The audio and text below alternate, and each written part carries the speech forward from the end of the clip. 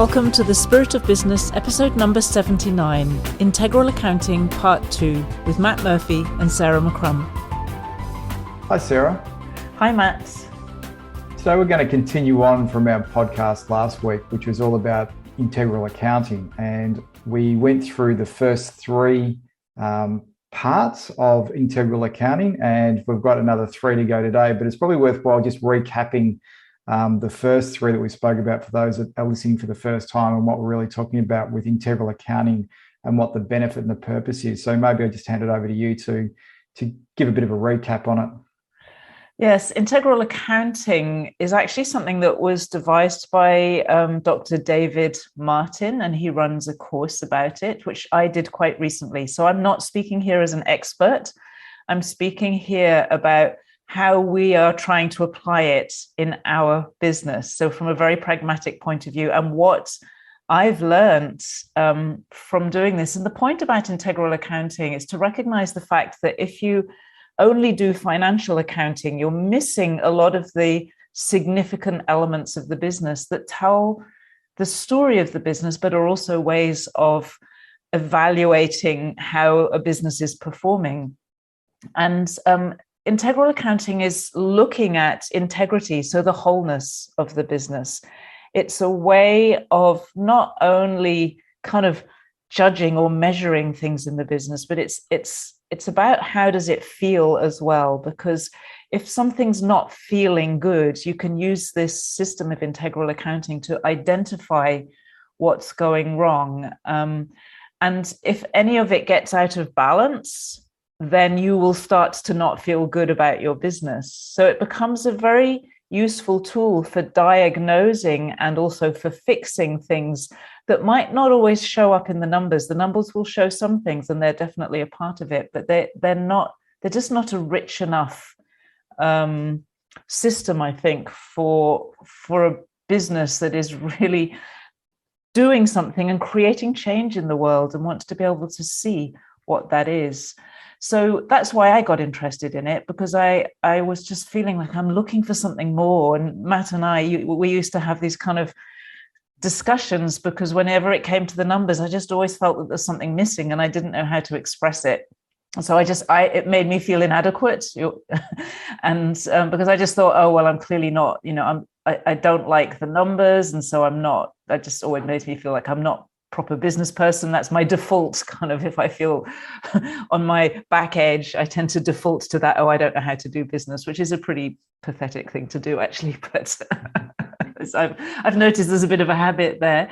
So instead, I decided I was going to go and learn a better way and see. My biggest test was to see if I could share it with my accountants, as in you and business partner, to see if it would actually kind of wash with you, whether it would seem to add value to you. And we're really at early stages of doing this, but it has been so interesting for me to see what's happening as a result of looking at it this way, that I feel it's worth sharing at this early stage, and probably we'll come back in 6 months or something and talk about it again. Yeah, I think that what it does is that, as you said before, sometimes you can not feel great in your business, and it's hard to put a finger on why. And so what this does is provide you with a framework to sort of like a list of things to go, okay, how do I feel about that part of the business? How do I feel about that part of the business? And you sort of go through a checklist of things and a framework where you go, actually, now I know why I don't feel great about the business, because it's that bit there. And that bit there is then probably what you spoke about being out of balance. And so the whole thing about integral accounting is to put everything in balance, okay? Because that's when you feel really good. And so it's just a way of probably defining, as you say, why you didn't necessarily feel good about certain aspects of the business and about the numbers, if you just focus on one aspect of the business and not other ones that might be equally important. So that's kind of what I really like about it, is that it gives a framework. And that because I'm still an accountant at heart, I still love a framework and a structure. That's all right. Frameworks have their place, clearly. The other thing that I think is really interesting is you could have a business that's performing well that doesn't feel good. And you will have seen this many times, people who are doing really well in their numbers, but no one's enjoying it. You could also have a business that is not performing well in the numbers. And if you look at the whole thing, there's a lot of good stuff happening. I've had that experience sometimes where the numbers are not hugely impressive, but when I go and talk to people and they look at what we're actually doing, it's like we're ticking so many boxes of doing things really well. And so what we can find from that is we're not necessarily really badly underperforming and we've got to fix the whole thing. We've done a lot, but there are certain things we need to do to pull it all together. So I think that it's an interesting way to tell a bit more of a story of how you interpret the numbers as well. And I certainly see that on a daily basis with the businesses that I advise and look after, and even my own businesses. It's great for me to sort of, run through the checklist in my head, thinking, why don't I feel good about the numbers, or why do I feel good about the numbers? Because the numbers are something. And as you say, times when the business is running really well from a numbers point of view and making profit, and there's cash in the bank and all that sort of stuff, and you still don't feel great, you go, what's going on there? And then you can also experience the opposite of it as well. So it's certainly a thing. Yeah. And there's something that I think is really interesting, that it happened to me yesterday, and it's very much in the context of this discussion.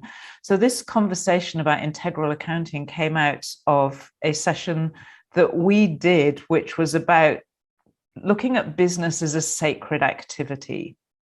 And whether that intrigues you or triggers you, it's probably best to actually go and listen to that. It's I think 2 weeks ago, to two podcasts before this one, before judging it, because it's a really powerful concept. And what happened to me yesterday was that I was in a conversation, an interview, with a woman called Jyoti Ma, who is an indigenous woman from America. She's one of 13 grandmothers. As I understand, they're like elders of elders almost. And she connects with indigenous peoples and indigenous nations all over the world. She's very, very respected. And she received a vision something like 20 years ago about sacred economy. And she said that she felt very inadequate. It was like, why, who, me? Like, why me? Why am I receiving this? I could very much relate to that. Why does this fall to me? I'm not the right person. I'm not the person who's about economy and commerce and all of that. But anyway, she's been working on it for 20 years now. What was fascinating for me was that as she described what she talks about sacred economy, every single box, like even the language she was using, was so remarkably similar to the language I use. And I haven't always had that experience with the indigenous way of expressing things. Sometimes I've felt like my language and my way of viewing things is really different. It's not out of alignment, because I also have a deep kind of root in nature, but it's just felt so different. And this time it was like a convergence happening between the ancient wisdom of the earth and a very modern Western perspective on business, but looking ahead, very conscious at the same time.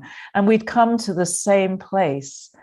And it was a more than spine tingling thing. It was like a whole body tingling experience as she spoke, for me to see how all the things that I'm about and in my businesses, like, are ticking those boxes of this sacred economy and how we form that.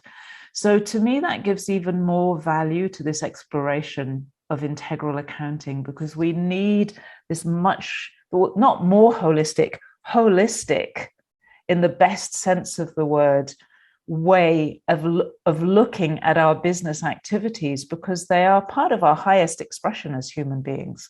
And to be running a business that doesn't feel like your highest expression is just disappointing. You put so much energy and time and money into it, and then it doesn't even feel like it's something that it's like you feel you experience fulfillment in.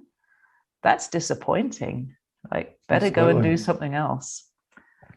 So it's probably worthwhile sort of quickly recapping there's 6 elements, and we spoke about 3 in the last podcast. So maybe just quickly summarize those first 3, and then we'll move on to talking about in a deeper way the second 3 elements. Yep. So the first element, there are 6 elements in the integral accounting system.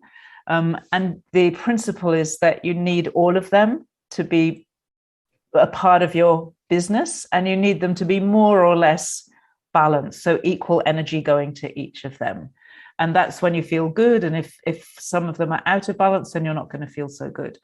The first element that we looked at is what we call in our business energy. It's really the raw energy that goes in to make the business. And, it could be the raw materials. In our case, we decided it was the people.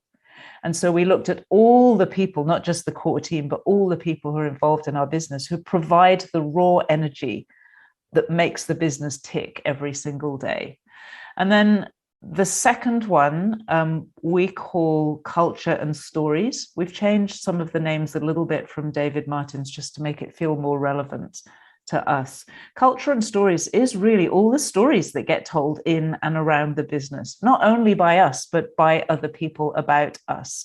And is an incredibly rich resource and experience for the way people interact in our business. And so, we found tremendous wealth in each of these elements, in the people and then in the stories of the people.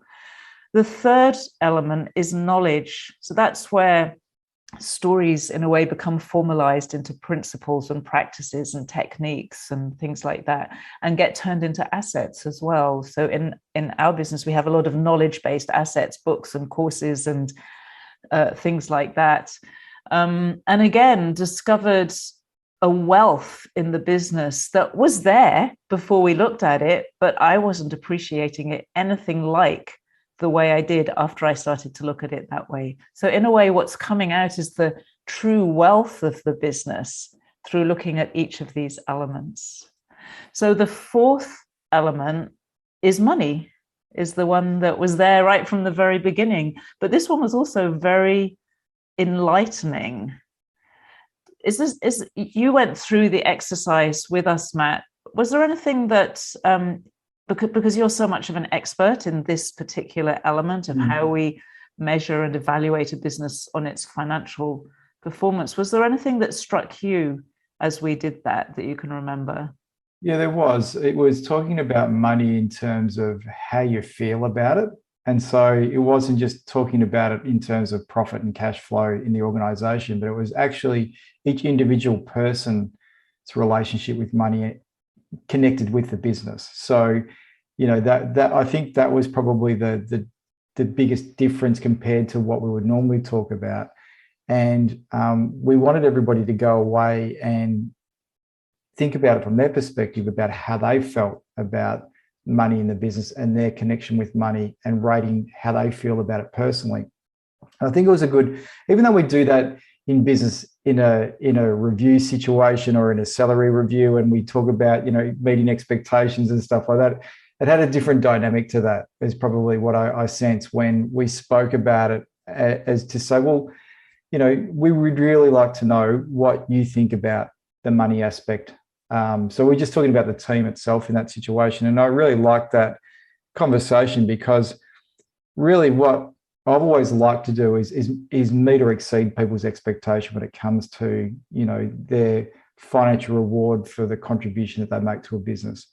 As long as it's fair and reasonable at the end of the day, I always want to try and support people. And it never feels great for me when, there's a disconnect between expectation around money for the individual and in relation to the organisation and the raw economics of it. So I do always like to approach it from that point of view, but this gave it a different feel to it. I think that was probably one of the major things that I noticed about it.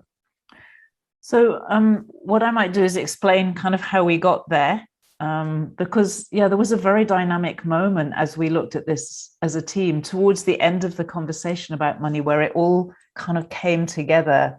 And I think it's an interesting process. So first of all, we acknowledge, and and probably the easiest thing to look at is just the financial performance of the business. Our bookkeeping is done more or less every day. We can have a look at that whenever we want to. But what I realized, first of all, was very important for me as a teacher, as an educator.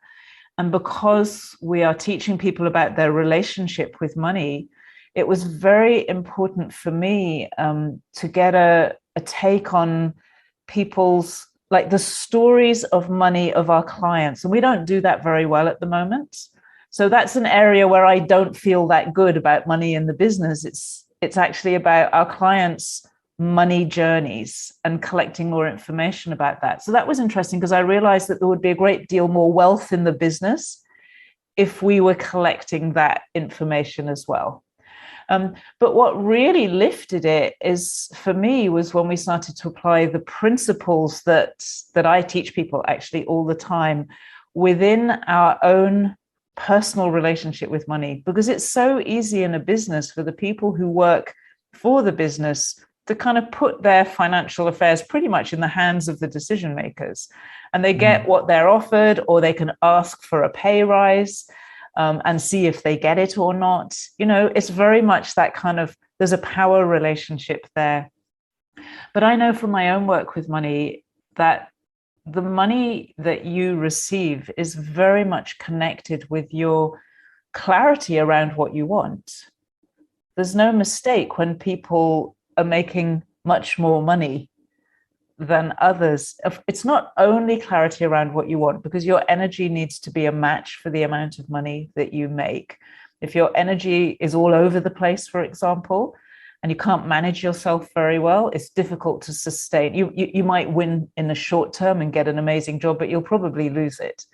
And because you can't sustain that level of energy that matches that level of remuneration, because money is a kind of energy.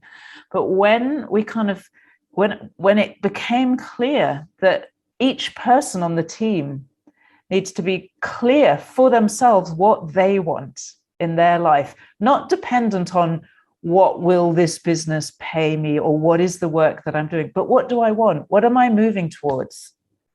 And it's interesting because you won't find somebody who's being paid a certain amount of money just saying, oh, I just want millions of dollars a year. People don't do that if they're actually encouraged to be rational and reasonable and conscious about it, but they will start to make kind of steady increases. And I think it's really easy if you're in a job, especially, to get kind of just used to, oh, this is my salary, this is what I expect until I can get a pay rise. And there's not much engagement in that.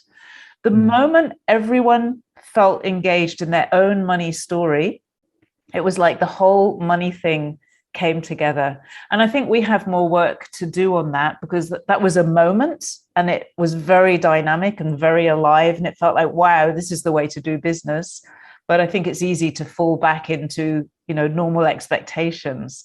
But the more we can encourage that, what I see is if everybody has that kind of hunger for more, they will want the business to perform better for selfish reasons, which are good, and also for unselfish reasons at the same time. It actually works both ways. And that feels really, I find that very stimulating and inspiring, actually. So that's what I want to see with the money piece.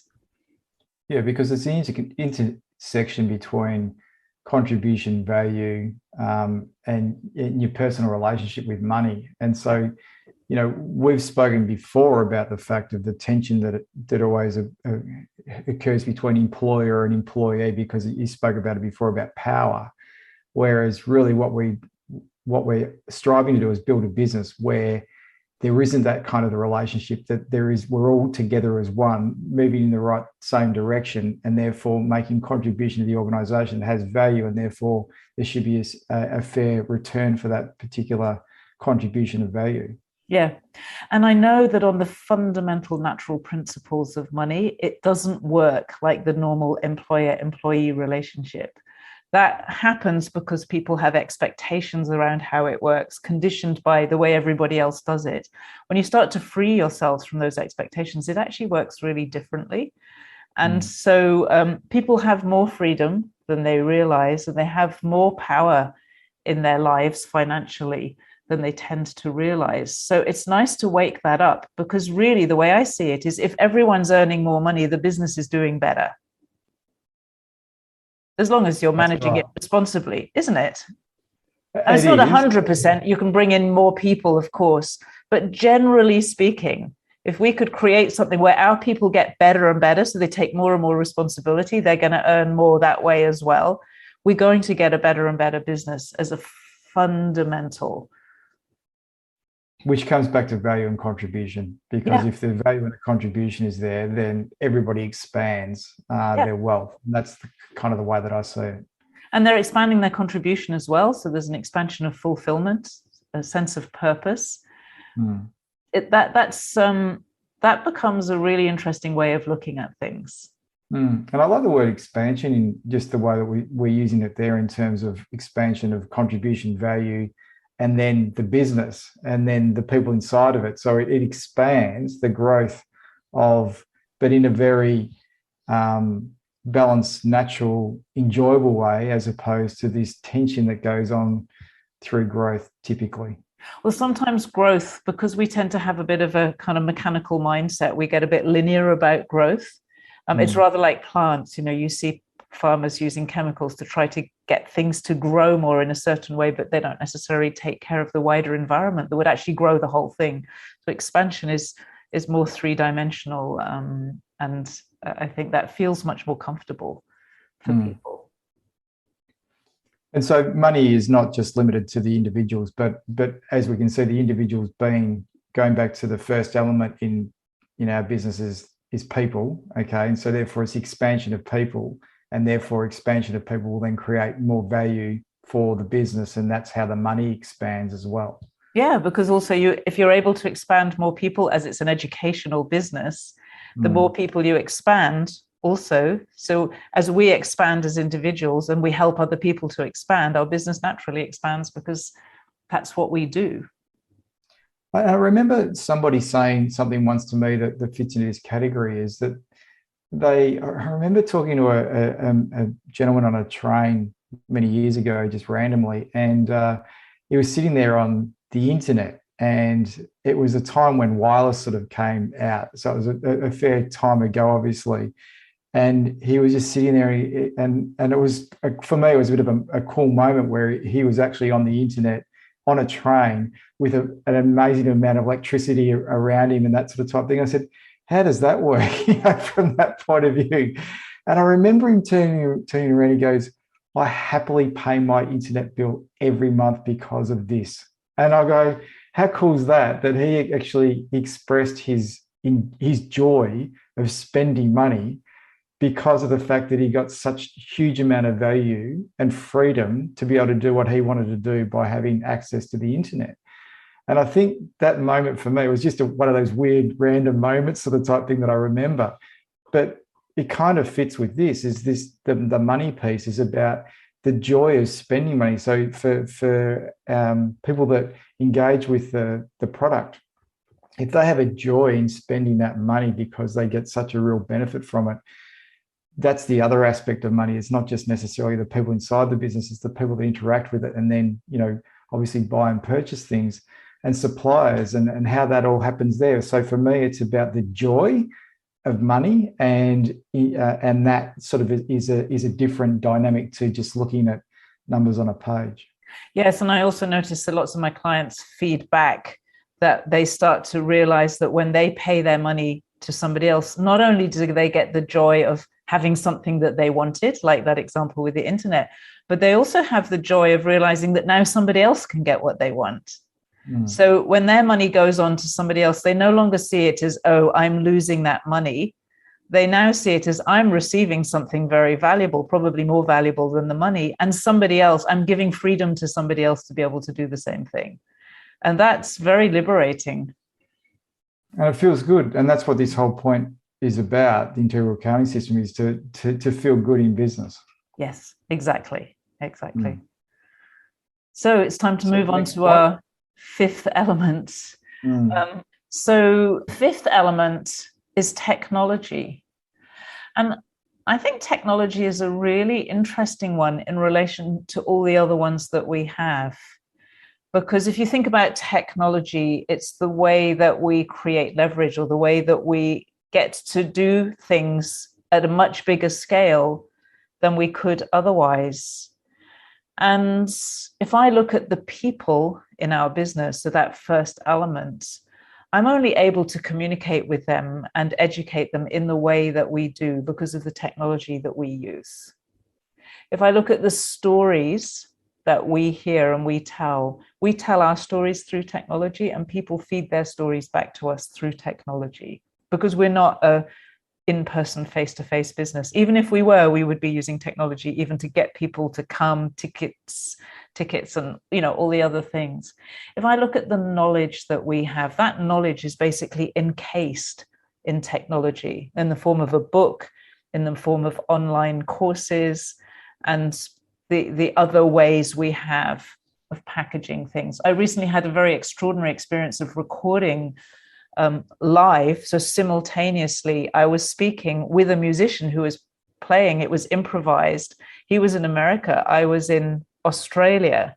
We were creating something we'd never created before live across the internet, which was the most incredible thing. We didn't even know that it was possible to do that because of the latency that's in the internet. But we had a connection, some special kind of connection that allowed us to hear each other in real time. He was hearing me on a mobile phone with not a very good sound, and I was hearing the music through this connection. Pure technology enabled us to do something that has created some very profound moments for many people. Just, another example. And all the money that flows through our business flows on lines of technology, fundamentally. So I think what was very interesting for us, it's easy for me to see technology as just a tool, where I have a list of the softwares that we use. I pay for them every month. And they seem to me very often like things that I use, like garden tools. You just pick it up, use it, put it down again, and don't appreciate it very much. And I think it was you who pointed out that actually this technology is pretty much the heart of the business at one level. Of course, the heart of the business is really the heart of the people. But that technology, let's say it's the engine of the business, it makes the whole thing function. And that's an extraordinary thing when you start to think about it. Yeah, I agree. I can see it as the enabler and the leverage. Without it enables us to do business, and it actually leverages us to be able to communicate and serve more people. Yeah. And that's the greatest part to it. And probably going back to that person that was on the train, is that he saw that how important that piece of technology was to his life, that created more time for him to be able to do something useful. And that's exactly really what I think the engine is the best description for it. It is the engine of the business. Okay, I know we can say people and that sort of stuff, but it's such an important element of our business. And we can look at it as if to say, yes, it's a tool, and we can dismiss it and go, yes, there's a cost associated with it. Or you can celebrate the fact that how amazing is it that we actually have what we have to be able to go and do the business that we do internationally. Because otherwise, without it, we spoke about the fact that really we're back to villages and classrooms, effectively. Yes. Which is still a form of technology, but really different. I remember when I was doing villages and classrooms, and notices stuck up, still printed on my printer from my computer, but notices stuck up in organic food stores and local naturopathic clinics or whatever. That's how I started, and people came to my house. So I can see that, and I see how much clients appreciate that international connection. They love to be able to spend time in groups with people from really different countries. That's actually become a very valuable thing, which again is only possible through the technology. Well, even what we're doing right now, the fact that, yes, we're in different parts of Australia, and we've done a huge number of podcasts this particular way, and without technology, we wouldn't be able to do this. There's just no way. And honestly, I could probably count on two lots of my 10 fingers how many times we've actually met in person, which is the most extraordinary thing to think about, that in years of friendship and working together, we've really not met very many times. Kind of does my head in a little bit to think about that. I was working in a business last week that is, in their language, expecting a tsunami of inquiries into their business next year. They've kind of hit that moment where, after many years of being the thing that nobody understood or was interested in, they're receiving inquiries from all over the world, from very, very large, the very big opportunities coming to them. And they've been teaching offline forever. And it's really obvious that if they don't get online, they're not going to be able to meet the demand. And so I'm actually helping them to get that part. And what's interesting here is, again, the relationship. Like, if you have the technology and you don't have, like, if you think of it like a car, you could have the most fantastic car sitting in your engine, but if you don't have a human who has a desire to go somewhere, that car is going to sit in the garage. You could also have an amazing human being who has all these ideas about where they want to go, but if they don't have a car or a train or a plane or whatever, they're going to stay at home. So it's bringing together those two, and these people have amazing knowledge to share. It's all there, but without really embracing the technology and how to bring those two together in a way that creates a great experience.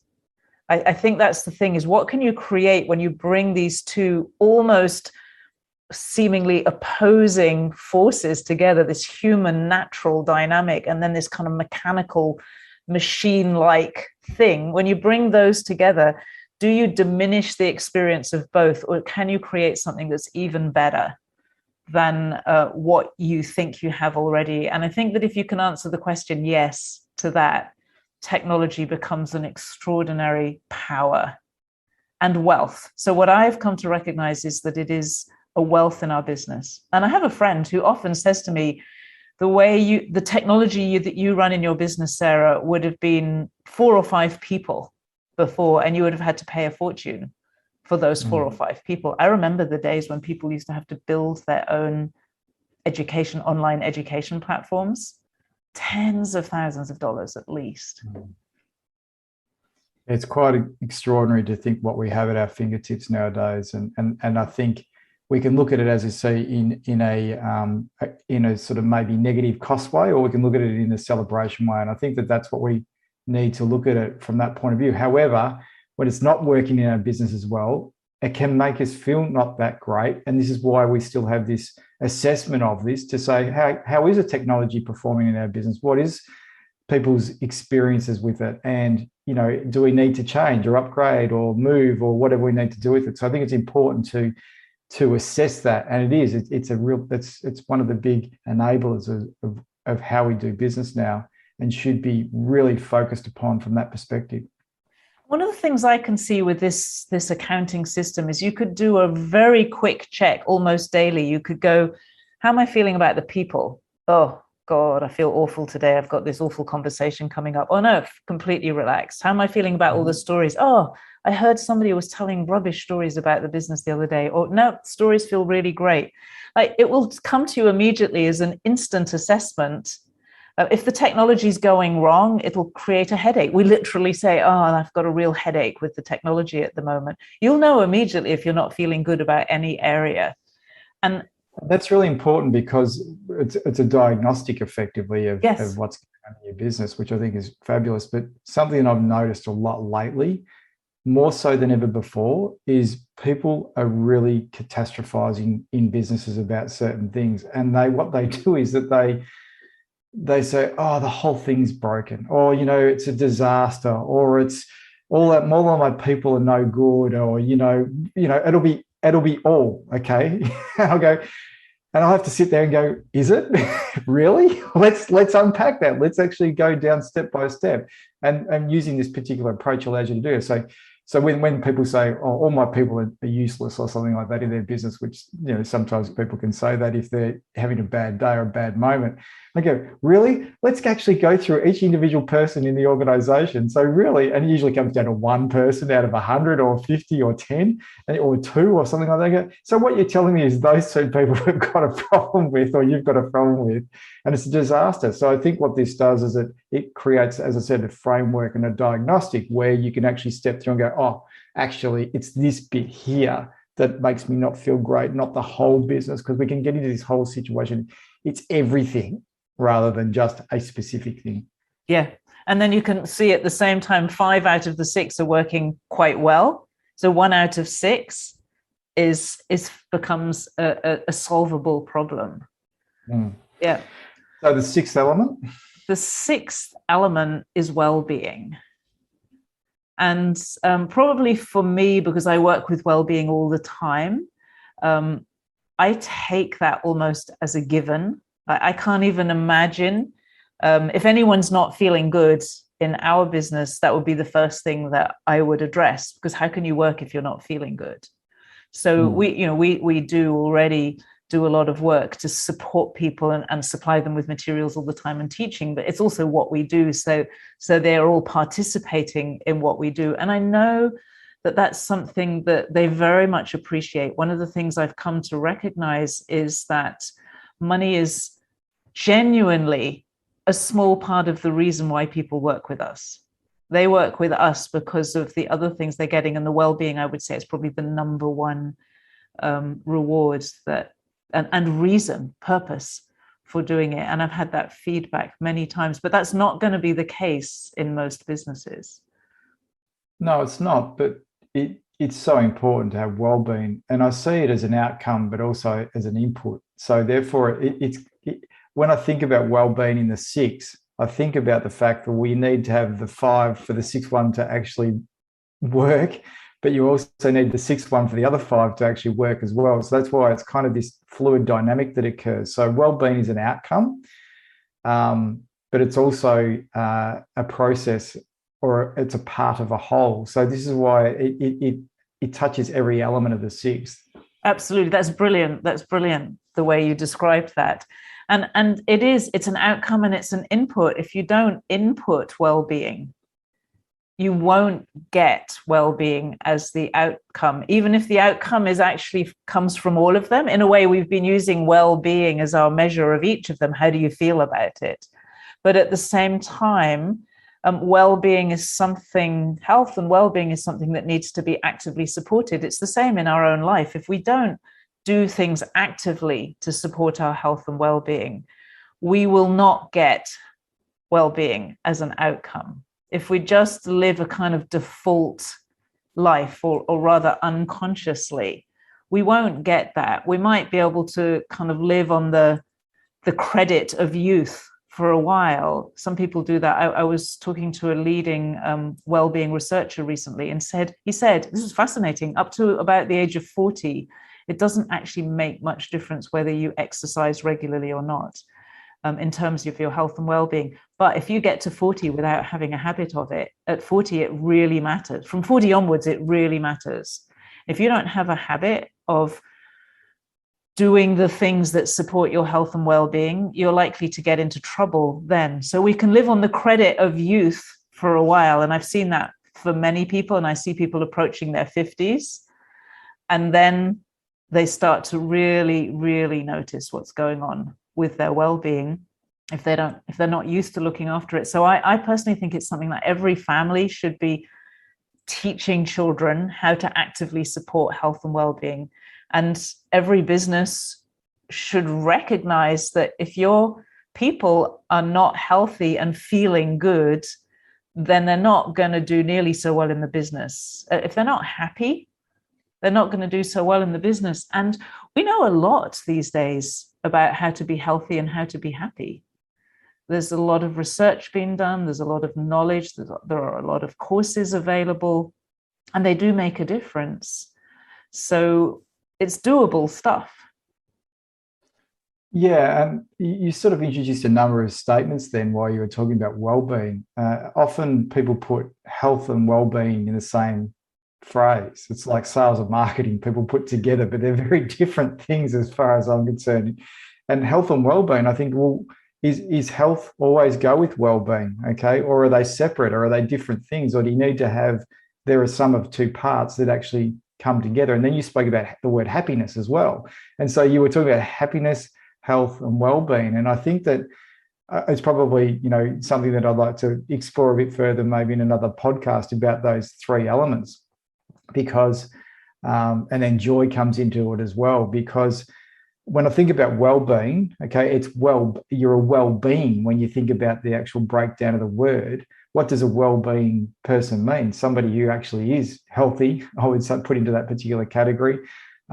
Happy, it would be probably another thing, like in terms of how they are as an individual, and because they're well in that regard. So, and they're whole. Okay, so I see it as being a holistic thing. And so when we go back to this comment about the integral accounting system, it's a whole system. It's looking at every aspect of the business and the wellness of it. Okay, so the well-being of the individual and the wellness of the whole organization kind of fits nicely together. So that's actually another brilliant moment, because if you think about it, then we could look at, and we didn't do this when we started going through it, but we could add this in, we could look at the well-being of the business. Does the business itself feel like a well-being? We say in business that a business is actually an entity. Legally, it's an entity. It's a kind of being, and it does sometimes seem to have a being of its own. So is that being well? And then the other thing we can look at, and again, I tend to make assumptions in our business because it's the core of our business, but we shouldn't make those assumptions, and you couldn't in many businesses. It's not only is our team well, but are our clients well? And in our business, it is our business. Well-being is our business. So it's actually really valid for us to evaluate the well-being of our of our clients. In another business, you might want to look at their well-being, at least in relation to your product. So are they feeling good in relation to their experience with your business, whether they're a supplier or a client or anybody else? Or actually, do they hate dealing with your business and they dread it? I mean, we see examples of that all the time, and we probably have examples of businesses that we interact with that we never look forward to. And that's not, to me, a picture of a well business. I think that those things can be improved. It doesn't have to cost a lot of money to improve it. It costs energy and care. It means caring about what's going on, how people are interacting with your business. And to me, that kind of care is worthwhile. Exactly. And the ultimate benefit of well-being is sustainability. As you said before, that you're talking about somebody in their 50s and beyond, they need to do certain things to become well for sustainability, because if they don't do it, they're not going to sustain themselves. So therefore, equally in a business, if you're not completely well, things will fall apart and break down, and therefore it's not sustainable. And what we're always striving to do is build sustainable businesses, which the cornerstone of that means that they have to be well businesses. Yeah. The other thing that's really interesting these days, which I don't think was the case when we were growing up, is that now somebody in their 50s, 60s, quite often even 70s, they're highly active. They're often doing their best work in their life. So they're actually expanding, not shrinking. So that once you reach sustainability, you have that solid core, then you can have expansion. And I'm amazed by the number of people who really start to do something useful in their 60s. We used to think of it as a retirement age. I don't see it that way at all. I've never done that for myself, but for so many other people now, it's almost like they're waking up in their 60s and they're beginning to contribute something that's meaningful for them. So I think that from sustainability comes this sense of expansiveness and creativity. That then we start to talk about really deep fulfillment. Which is amazing with where we started from, which is talking about the integral accounting system. So we're talking about accounting.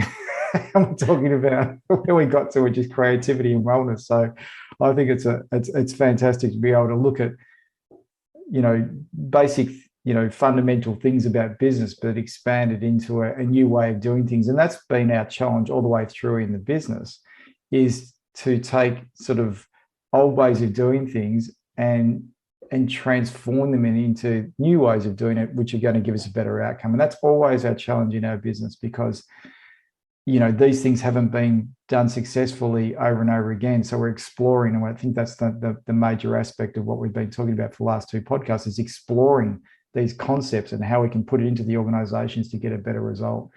And so I think it's been a great chat again today about these particular points, and how we can put these frameworks and how we can think about our businesses and get more wellness for ourselves, but also for the business and for the people that interact with the organization. So I really appreciate the conversation again today, Sarah.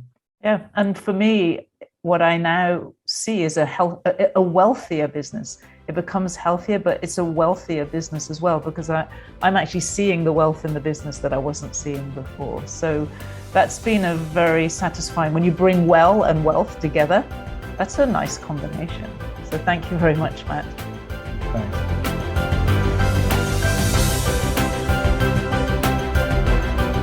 You've been listening to The Spirit of Business with Matt Murphy and Sarah McCrum. If you'd like some insight into the spirit in which you do business, a great place to start is by looking at your relationship with money. Find out more by taking the Money Scorecard at moneyscorecard.app, and we'll be back next week.